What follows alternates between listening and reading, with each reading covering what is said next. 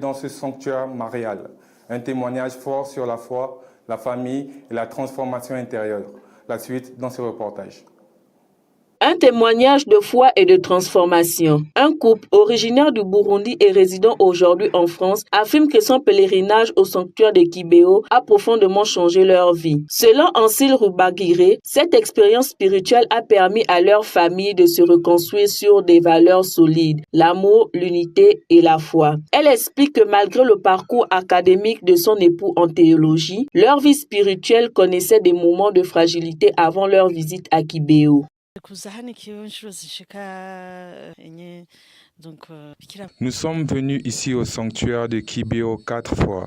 La Vierge Marie m'a beaucoup aidé et elle a renforcé mon mariage d'une manière incroyable. Elle a aidé mon mari ainsi que mes enfants. Elle nous a appris la patience et l'importance de prier ensemble dans notre foyer. Au début, mon mari ne voulait pas que nous fassions un mariage religieux, mais lorsque nous sommes venus ici en 2018, tout a changé. Depuis ce moment-là, mon mari a complètement changé.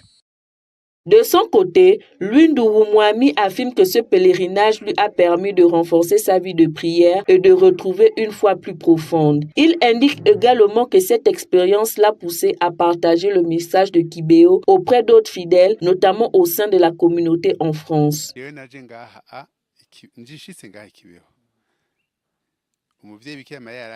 Depuis que je suis venu ici à Kibeho, la Vierge Marie m'a beaucoup aidé. Elle m'a montré qu'elle avait besoin de moi, qu'elle prenait soin de moi et qu'elle connaissait tout. J'ai traversé des épreuves et elle m'a réconforté. Depuis ce moment-là, tout va très bien à la maison avec ma femme et mes enfants. Au sanctuaire, les responsables religieux rappellent l'importance de vivre pleinement sa foi. Le père Jean-Marie Vianney Nizeyimana appelle les pèlerins à dépasser les obstacles qui pourraient freiner leur engagement religieux et à rester fermes face aux épreuves. Dans nos vies, nous voyons des miracles.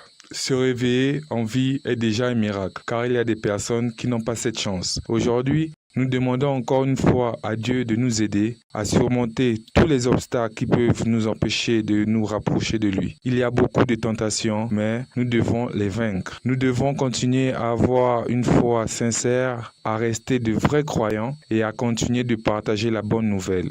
Le message de Kibeho, transmis à travers les apparitions reconnues de la Vierge Marie dans les années 1980, reste centré sur la conversion, la prière et le retour à Dieu. Parmi les voyantes figurent Alphonsine Mumureke, Nathalie Mukamazimpaka et Marie-Claire Mukangango.